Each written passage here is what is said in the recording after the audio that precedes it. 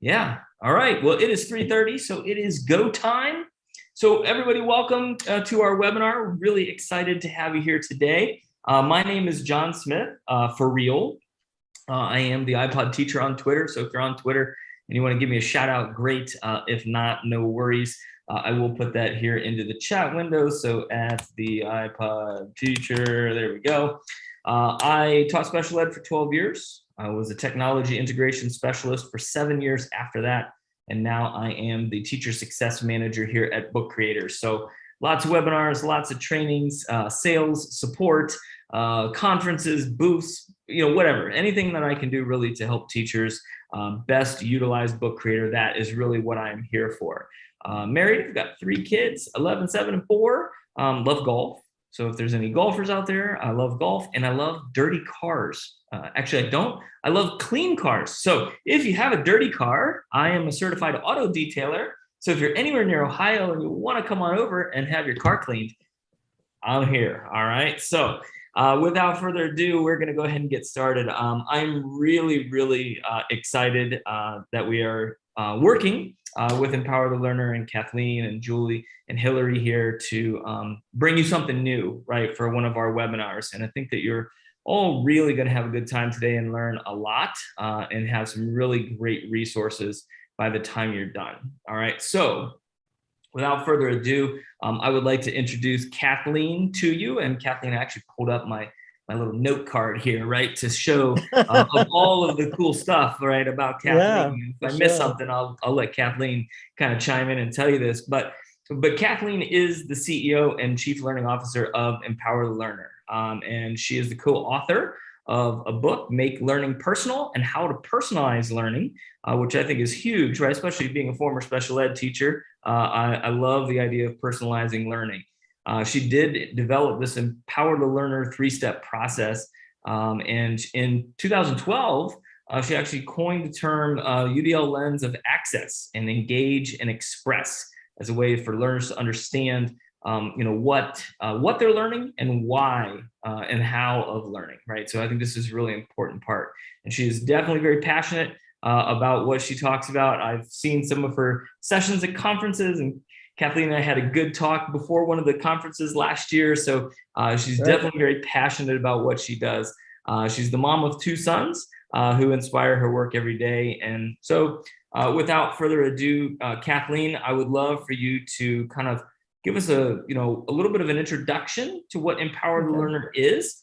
And we're going to talk about this Empower the Learner profile. So I'm going to share my screen here before Kathleen tells us about all of this good stuff. So I'm going to share my screen and I'm going to pull up a book here. And so this book is actually a profile book that we are going to be sharing with everybody. So you will have a chance to get a copy of this later. We'll talk more about that as we go along. But I just want to show you, I think this is really cool. So as of right now, this Empower the Learner profile that we're about to learn about has already been viewed 60,449 times by people around the world. All right. And so this is really awesome. So again, we're going to talk about this a little bit later, specifically, how do we get to this? How do we get a copy of this book ourselves? And how do we use it with our students? But for right now, Kathleen, I would love for you to just kind of give us a quick overview of what is Empower the Learner. Well, thank you, John, for the introduction, and I'd be glad to share this out. So Empower the Learner is really based upon a vision that we all have as a team. And just to give you some sort of preview of that is that here's what our thinking is. Each child is unique and needs to be seen, heard, understood, valued, and empowered to develop a positive self-image, achieve agency in their learning, self-advocate for who they are and how they learn, and yes, realize their hopes and dreams. So we have developed a 3-step process that begins with the Empower the Learner profile. I do want to sort of point out that this whole program is really based on the latest research on the science of learning and development. And currently there's really no other program really out there like this. And this Empower the Learner profile goes beyond just who I am.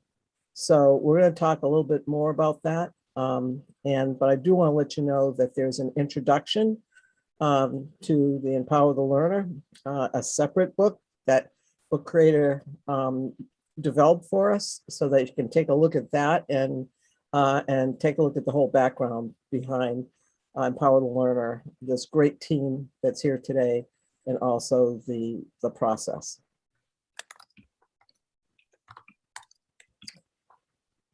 All right, and I did just put that into the chat window, Kathleen. So there is a blog post that we did, and if you want to learn more after today, we certainly hope you do.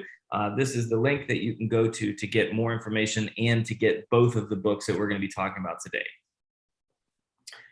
All right, so I'm on page 5 here, Kathleen. Empower the Learner. So these are the three-step process, the 3-step parts. Right. So let me just sort of point out that the Empower the Learner profile includes really 3 important aspects of a learner's identity. It's who I am, how I learn, and what I aspire to be. And you're probably saying to yourself, why is identity so important? Well, here's what the research says. It tells us that identity is at the core of adolescent social and emotional development. So keep that in mind as we're going through this today.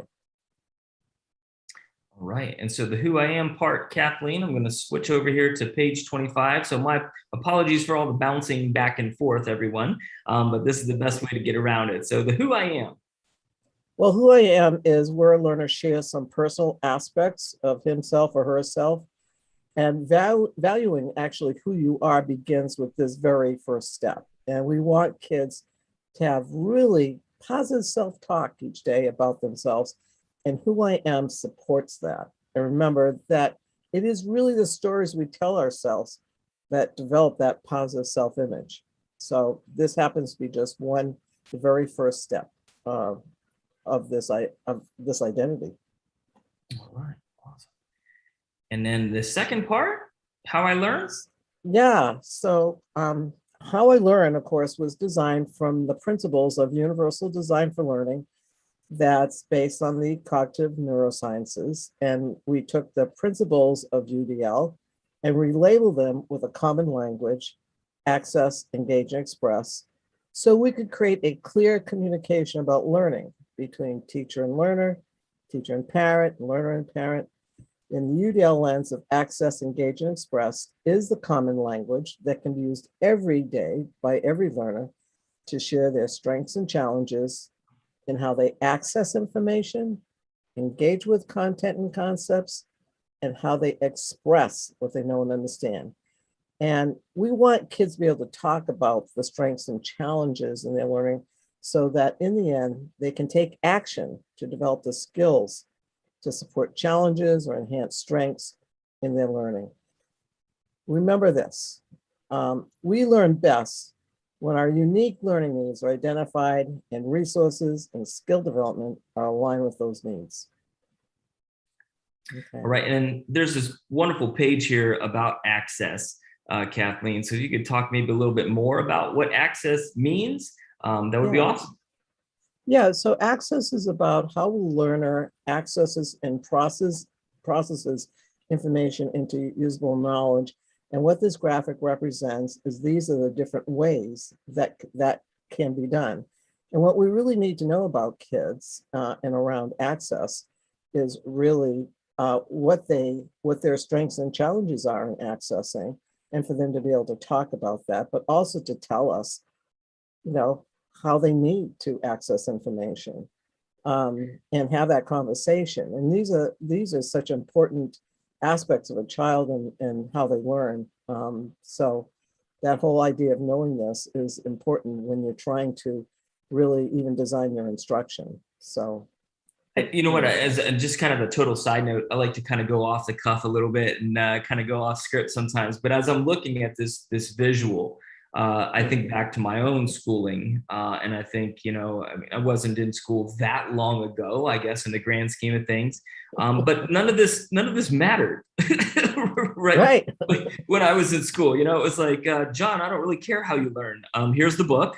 You're going to read it, and you're going to write some kind of response, right? Like that was kind of it for me. And so I just kind of think, and I'm not trying to say that I had bad teachers, right, or anything like that. I had really great teachers, but that was kind of the information at the time, right? This is what we did, and as we've learned new things, and as the research has come out, we've evolved our thinking, we've changed things around a little bit, and I just imagine. If I had like this page in front of me, right, or a teacher puts this page in front of me, gosh, 30 years ago, like I can't even imagine how different that would have made my educational career, right? And who knows where I would have been, from that point, right? So it's amazing to think about all the different ways that kids do access information, and what that could mean for their schooling, right? And what they actually know. So that's really exciting to look at. Yeah, so what we're trying to do here is really to sort of remove those barriers, right, to accessing information and understanding how kids, what their strengths and challenges are. Again, this tells us strengths and challenges. But it's actually the conversations that kids can have around that as well. So Yeah. that's a really important point in any aspect. So like basically, this is how we engage. And these are just, 7 examples of how kids engage with content and concepts and ideas. And this is important to know so that when you're designing your instruction, that you understand how your kids like to engage. And you'll be pleasantly surprised, what the diversity is around this. And so this is so informative for teachers' design of instruction. Yeah. But it's important again for kids to tell their stories about how, what they have challenges with about engaging and what they have strengths around. And we want to know both of those, okay? So that every kid knows that, let's face it, all of us didn't arrive here learning perfectly, right? So, Well, maybe me, but understanding and valuing how children learn around these 3 terms, access, engage, and express, is really important. and and I think once we get into the more of the actual profile thing too, the students will have a good chance to try to figure this out, right? Because I think if you ask kids right now, how do you learn best, or how do you engage, they might look at you like, why are you asking me, right? Like I don't even know what you're asking me. They're like, nobody's asked me that before, so I've never even had to think about it, right? So Well, I think this is big. so I want to point out to the participants in this webinar that we actually, in this, the book creator Empower the Learner profile, there are actually charts around strengths and challenges around access, engage, and express, so that kids can have a point of reference, to begin with. Absolutely. And so John is showing this piece around express and the different ways we express what we know and understand. And again, this is important to know children's strengths and challenges around this. And I think this is like the point where teachers really can appreciate how kids need to express themselves in what they know and understand. And of course, when kids can talk about the things they may have challenges about, then you can actually start taking action around that. So I always point this out in many conversations, is that we actually need to talk about these things if we want to take action around them, right? If a kid, says, geez, I really have a hard time writing, I can't get, words on the paper, or I can't organize my writing. So what do we do about that? And there's just tons of wonderful tools to help you. And, Book Creator, by the way, is one of the, premier tools that's been around for a decade, that I read the other day. That actually has been the game changer for lots of kids to be able to express. And I have to commend Book Creator for the way they've designed this wonderful program, because it gives kids these different options and how to express. Yep, yep, absolutely. And that's why I'm here, right? Because I've used Book Right, Creator. that's I've right. used Book That's Creator right. for a decade in my own classroom, and you're right. It is just one of those tools that is it's easy to use, but it does hit all of those access points, right? And all of those expression points, different ways that kids can make things to show their learning. It's all there, right? Was it ragu or prego spaghetti sauce? It's in there, Mm, right? right. It's kind of like that, right? It's all in there. All It's right. all in So there. then let's see here. Let me go to page 47, and we're going to talk about this chart here. Yeah. Kathleen. Yeah. So when kids have actually finished, they've indicated their strengths and challenges. This is the next piece on how I learn, right? And strengths, challenges, and needs actually are going to get included, by the way, and you're going to see this in a few minutes, actually in a one pager. And I want to sort of commend actually the teacher who shared this with me. Oh, I'd say 4 years ago. She's been using the learner profile, the whole three-step process actually, and she shared the learner profile of her kids, and every learner that she has actually does the learner profile. Okay. And they end up with a one pager, and you're going to see that in just a few moments, and then we'll talk about it from there. But this one actually gives a clear look, of what kids have included around their strengths, challenges, and needs. And this becomes a powerful tool in the end. Yeah, absolutely. And I'm just looking at some of this as an adult too, and I'm like, oh, fit in the needs category right there, right? Yeah. That's a strength. So, yep, absolutely. So then the third part, Kathleen, is the what I inspire to be. Yeah. So what I aspire to be, we all want, we really do want to know what kids aspire to be. And what I aspire to be is about what a learner is most interested in, passionate about, or what they're talented in, or they want to spend time diving deeper into. Maybe even the hopes and dreams they have formulating in their mind. So keep in mind that this does change, by the way, over time, but we want kids to share and value their current talents and interests, passions and aspirations, and yes, their hopes and dreams, because this is where great conversations can occur between teacher and learner and where relationships are built around that. And so this is the very important aspect of a child, and for them to share that and tell their story. Yeah, absolutely. And there's another great visual there. And I love what you said that this changes, right, over time. What I aspire to be today might be totally different, in 5 or 10 years or even a couple weeks, right? I mean, we're kids sometimes, right? And things change. So, Right. and that's a whole different story, right? When it comes to like why I like to detail cars, it totally follows this path, So Yeah. it's Yes, it's for it's sure. a whole separate webinar. But anyway, so Well, yeah, the passion, the understanding about the things that you love to do is so important for each one of us, and that we actually get an opportunity to do them. So, helping kids in these areas. But I kind of want to say to you that the learner profile is just the first step in this three-step process, because the next step in the process is a personal learning backpack, um, of skills and tools. And the last step is really developing a plan so you can take action and actually develop skills around your learning. So this one pager is that great tool uh, to share for kids to be able to self-advocate around their learning. Can you imagine being a teacher, and you often want to help kids and help them um, develop skills, but where do you even begin? Okay, so this is really behind that roadmap at the beginning about what kids can do around their strengths and challenges, because let's face it, the most important thing that kids can have in the end are really the skills and practices to support their learning going forward. And now they have this opportunity to share this, develop skills in the next two steps, and then of course to be able to of course share this with teachers. And my friend Andalia Espinosa from Wisconsin has been doing this for 4 years, and she says to me that this is the game changer for kids. This is the total game changer.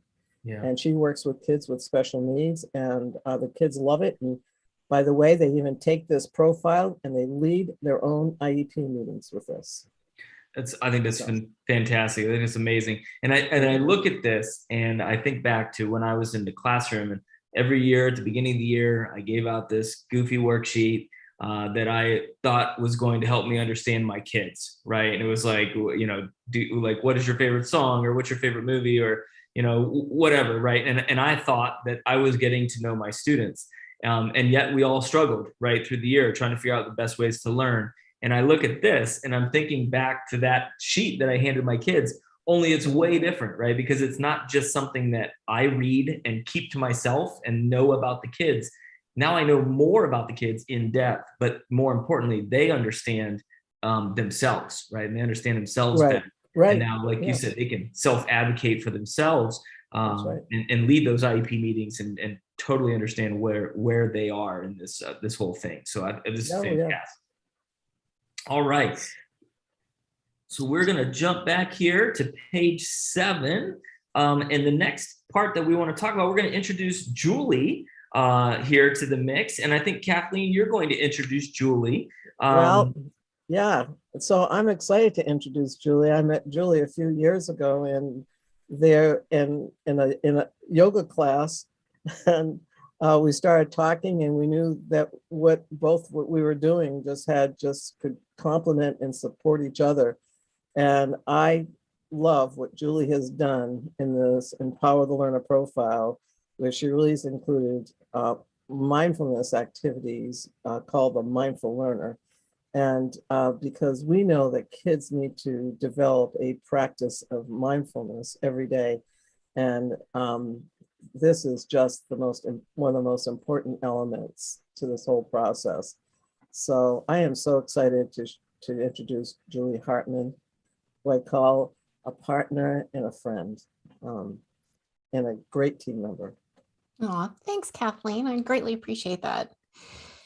The mindful learner, what we've done with this is we understand the importance of mindfulness. And since it is the act of paying attention and doing things intentionally on purpose, it's designed to help kids really tap into who they are, what they believe, what their thoughts are, all of those things. We're drawing out a lot of information in the book about preferences, how I learn. Doing it in a mindful way helps kids to really build a confidence and a knowing about themselves. And what we're also doing is reinforcing that confidence in making decisions and choices for themselves. So mindfulness is definitely a factor that kind of is woven in and out of everything that we do at Empower the Learner, because we do understand the importance of those soft skills and learning about ourselves and being able to stand in our own power and speak confidently about what we need, who we are, what we want to be in the world.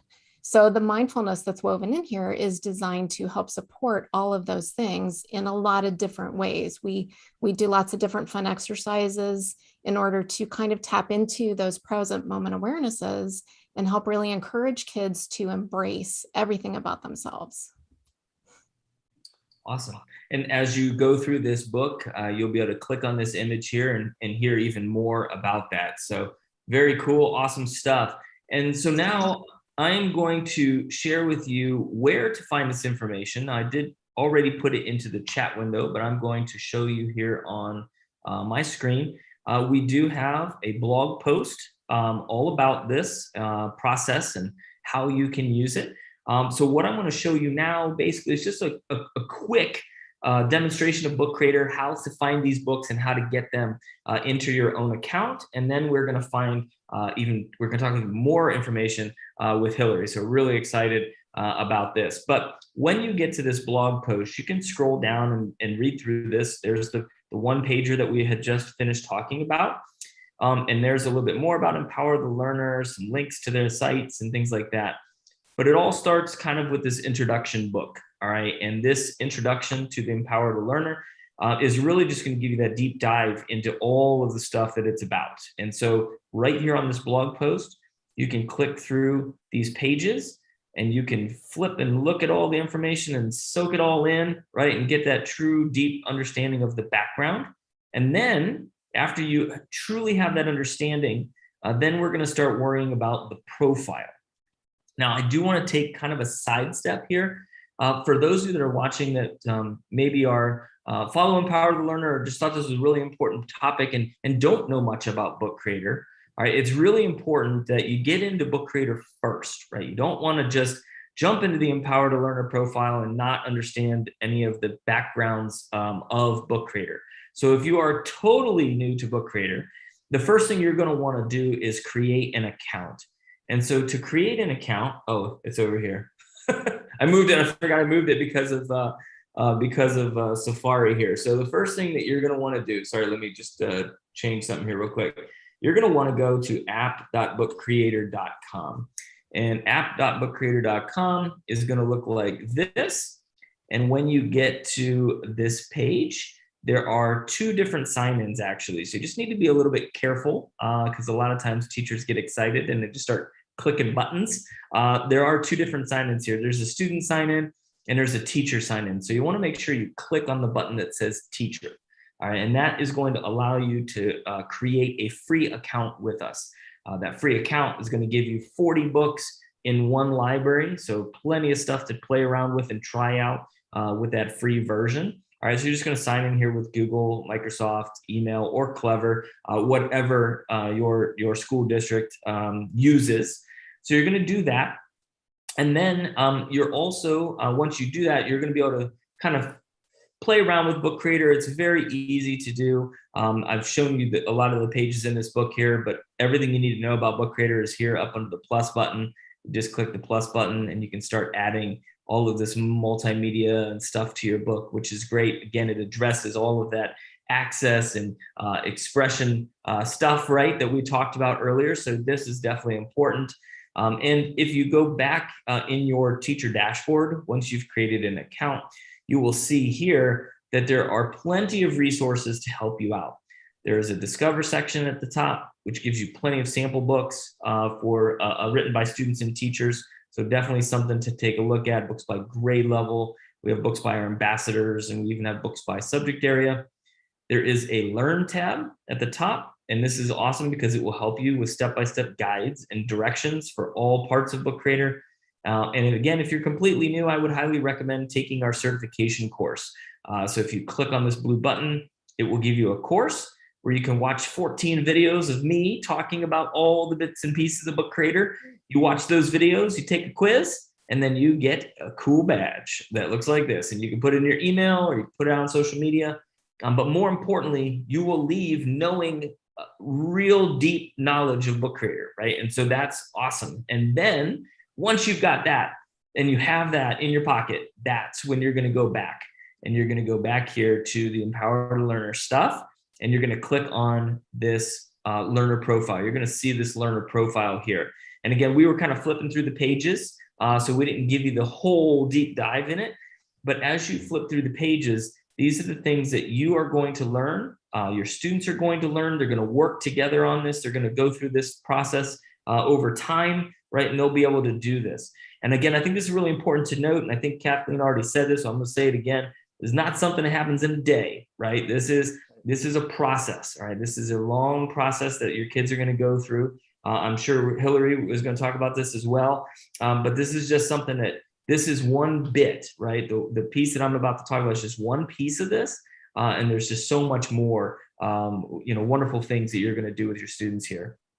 But once you've created that account, once you've played around with Book Creator and you know what you're doing with it, secret information, your kids will figure this out in about 5 minutes flat. They will totally understand how to use Book Creator. All right. Now, as adults, it might take us, half an hour to figure it all out, but it's still not bad. All right. But once you figure this all out, this Empower the Learner profile has a special button that says Remix. All right. And what's awesome about this Remix button is when I click on that Remix button, it's going to give me the profile and it's going to ask me what library I want it to go into. Now, I had already ahead of time created a library that just was called Empower the Learner. All right. And so I'm going to click on this drop down and I'm actually going to type in Empower the Learner or whatever you decide to call your library at the time. I'm going to click on it. And then I have a button now that says copy. And so now I'm just going to click the copy button. And guess what? That's it. that learner profile is now in my library. And so if I go back to my teacher dashboard and I go into my Empower the Learner library that I created, there it is. There is the Empower the Learner profile I just copied. All right, there it is, popped up, finished loading, everything is ready to go. And so now I've got it in here.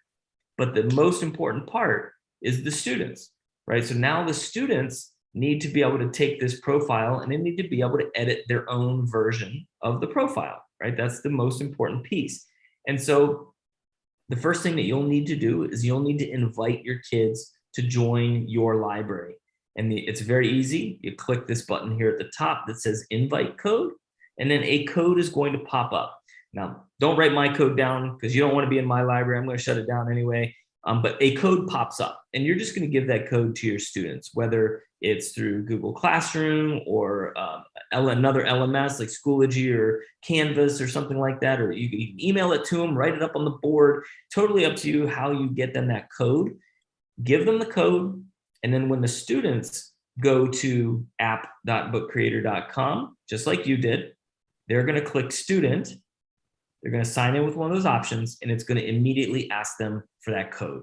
And once they put in that code, they will now be part of your library. And they'll see all of these amazing books that you have in there, or in this case, it could just be the learner profile, right? Just a simple book in there. Now, just as a kind of like housekeeping business, I guess, this is what I always did. I would always put the word template in front of something. And that way the students know that this is the template book. And then they are instructed then to copy it. And so for students, it's very simple. They go down to the book icon here at the bottom, click on it, and click copy book. And then they're going to choose your library. So they just find your library, in this case, the Empower the Learner library, and they click on it, and it makes an exact copy of that book that that student can edit. And it doesn't mess up the original. It doesn't mess up any other student books. It's just for them. Now, when the students log in, they will only see your books and their book. So it's very easy for them to find the book that they need to edit because it's the only one that will allow them to edit it. But for the teachers, I always have the students put their name in here instead of the word copy. Whoops, I can't click apparently. There we go. I always have the students put their name in there. That way, as the teacher, when I'm looking at everybody's books, I can see the names, right? So I know whose books they belong to. And then at the very end, one of the things I think is really awesome and super easy about Book Creator, all the students make their books, right? I've got a library with 30 books in it, 35 books in it.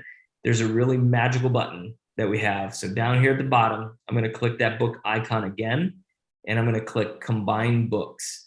And guess what? When I click Combine Books, I see all of my student books. I click on them in the order that I want, click Next, answer a couple of questions, and guess what? It takes all of those books, pulls them together into one big book. And so I have a class learner profile book right there with that one pager if I want to do it that way, right? So there's a lot of different options, but very easy to do. So you can either have all of them in there separately, or you can pull them all in together as one, or you can have both, right? So very, very easy to do. All right, awesome. So the other thing too, I forgot to mention this as well.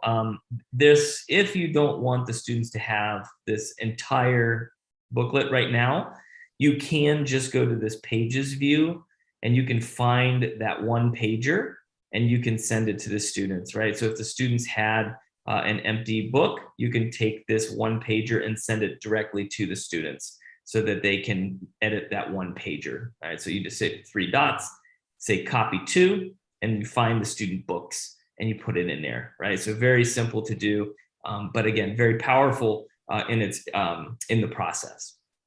All right, so that brings us to Hillary. So Hillary, I'm excited to introduce you. I don't have a bio sheet for you. So Hillary, why don't you tell us a little bit about you? And then I'm gonna ask you some questions. We're just gonna kind of chat about how you've used this. Yeah, sounds good, John. And thanks for being here. I am the accessibility officer at Empower the Learner, but I wear many, many hats as an assistive technology specialist and inclusive learning consultant. Do work in a school district at this time, working K-12. I've done that for the last 12 years, but I've always been a special educator at heart. And it's wonderful timing as we've been talking a lot about agency and belonging and this profile. And I've worked with Kathleen over the years in the UDL circles on this profile, just kind of understanding it more and ways we could use it with our kids. And what I love about this book harkens to a quote from Matt Kahn, and it's empowerment is realizing you are the one who needs to say the things you've waited your entire life to hear. So I feel like the learner profile is a manifestation of that very quote, that you're the one who's saying the things that you need to hear. So what we are doing as educators, we always believe in the best in our students. We believe in their potential. That's why I got into education, was helping kids realize their potential, no matter their ability or perspective or whatever that might look, sound, or feel like. And so this profile is such a wonderful vehicle for kids to get to that goal and realize their potential, because it's a living, fluid book. And the great part, that one pager is fabulous, but this process in a book is transformative. I would strongly suggest to teachers, anybody watching this today, that you plan it out for like a unit, that it is, you know, if you have advisories, say you're a middle or a high school teacher and you're using an advisory model, it is a great thing to do as part of your advisory block. And it's a great thing to do to kick off the school year, or even now as you're starting to get to know the kids, you can help support them in really realizing who they are, how they learn, what they aspire to be, and the ways that they access, engage, and express. And so I've been working with a third grade classroom on this, and it takes time. And what you said, John, too, about giving kids the opportunity to explore Book Creator itself, that was something that when I reflected on going in, I had variability in kids' understanding of Book Creator because some of their teachers in the previous year used it, but some had no idea. So those kids that knew what to do was kind of like, all right, find an expert in the room, find someone who has figured it out, don't be afraid, or in reflection, let's explore this tool first and how you can attack things in Book Creator, and then let's do the profile. So now you're building on that knowledge, because I find with older kids that they'll do it, but younger kids are much more wanting that, like, is it okay to do that? Looking for permission, like, how do I do this? And it's like, the plus sign's your best friend. So that's a little nuance difference. So part of it is knowing kids well and knowing kind of what you're doing. So we've got multiple things. So we did Who I Am, and that took, because we spent time teaching how to use the tool, embedded with that and kind of introducing it. It does take time, but it is worth the time. We go way too fast in schools, and we don't give ourselves a moment to pause, let alone go to the bathroom or have lunch while you're digesting your food. It's so fast paced. So we need to allow our spaces a moment of pause, like Julie in her mindfulness work teaches us, and to reflect. And this is such a great tool for that. So what I did for my classes, I set up the classroom, made the teacher of that class a co-teacher. And then I set up individual books already. I got the class list and already named the books, copied them. So that was done, because I'm coming in kind of as more of an integrationist, assistive tech person, inclusive learning consultant, not the teacher. So you find the workflow that works for you. And the pages, kids love this page. This in school, I like to, some of the answers, and you got kids' personalities. It's just so cool to see some of the things that kids like too. That's really funny.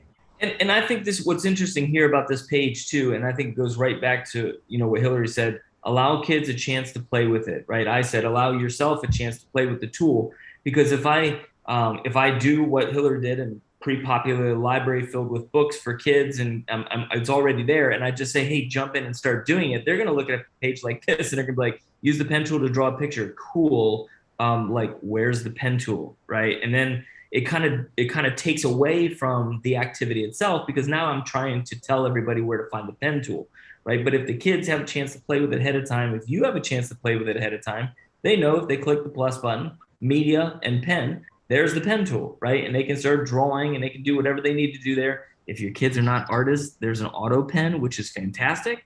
So it'll take away all that excuses for your kids who aren't artists. But that's also where the emojis are, right? So if the kids don't know that, then it will take away from the actual work that needs to be done. So give them a chance to play. I know, like Hillary said, we're busy. We're just like 60 miles an hour, 100 miles an hour all day long, right? And we don't really think about just taking that time to relax and pause and just let kids push buttons, right? They're not going to break it. Just let them push the buttons, figure where things are out. And you said that your kids really like that. So that was one of my questions, actually, Hillary, was how have your kids found this process? Like, I mean, are they like, yeah, let's do it? Or are they like hiding in the corner crying when it's like empower the learner time? Like what's going on in the classrooms? Let's do it. And that, the classrooms that I've worked at, hats off to the teachers that are in there every day doing the hard work of educating our kids in these times. This is not easy, and we're in a fundamental shift right now. And so it's really important, if you're listening today, to really kind of lean into that and trust your own intuition as a teacher and trust your process. And you're here for the kids first, and that you're here to help empower them to be the best version of themselves that they can be through the joy of learning. So it's just a great tool to have kids kind of look at that. And their biggest thing though, John, was really the emojis. I'm sorry. They loved the pens and the emojis, and going back on that, it just made me laugh. And then the page on page 20 was a fan favorite. Words that best represent. They circled, and there were kids that circled more than 8. And I'm like, you circle, it says 3 to 8, but if you have more words that you feel describe you, all in. And then at the end, we asked if they felt comfortable. We'd say, who would like to share a page out of their book? And I had it projected up on the big board because I had the library open, and someone would ask, okay, what page would you like what page would you like to talk about and share with the group? Mm-hmm. And pretty much the bulk of kids picked this page. Wow. And it was great because it was ways that they described themselves, but the teacher had set up a structure already about affirming others' lived experiences. Like, remember like beatniks in the 50s, like clap your hands to like affirm, or you do this to affirm, or you do this to affirm.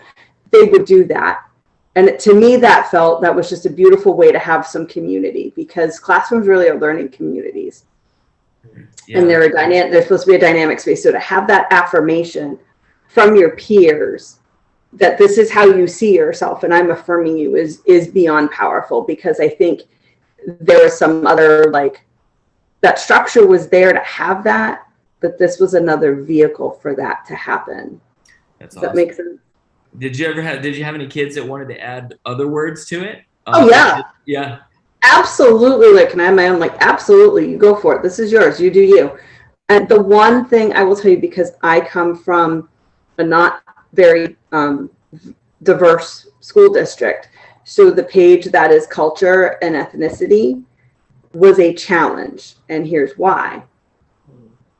When you are when you're a white, Euro, cis, whatever it is, your culture or ethnicity, what does that mean to somebody that's, I'm from Maine, that's a white person that's born in Maine? How do you identify? That is a big, so we had to break it down. So, and this is 3rd grade. So kids who are older, great. I don't see an issue. But for 3rd grade, like, what does that mean?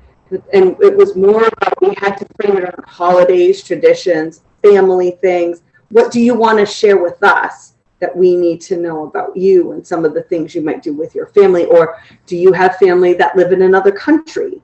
Do you have family that might not speak English? Like, things like, and then once that we started to activate some prior knowledge with that, we could get the ball rolling. But that's something to know. And that might be a challenge for, districts that might not have a very diverse population, and that, look at all of us sitting here, we're all, white and from our own variability of experiences. So this might be a challenge for some people as well.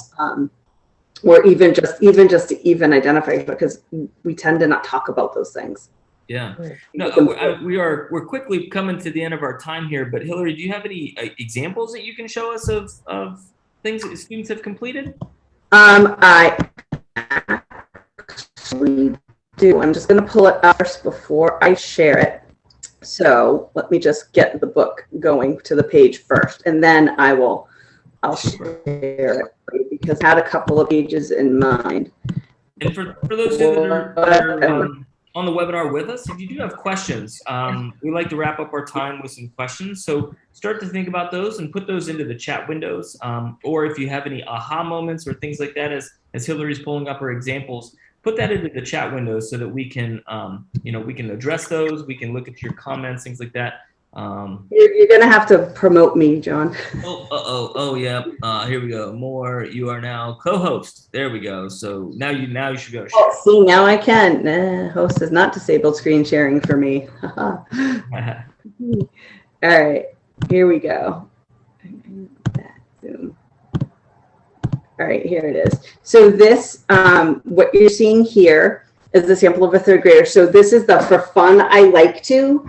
And kids really liked the things that they like to do for fun. So we had all different responses. Some liked to play chess, some liked to game, some liked to hike, some liked to go on their bike.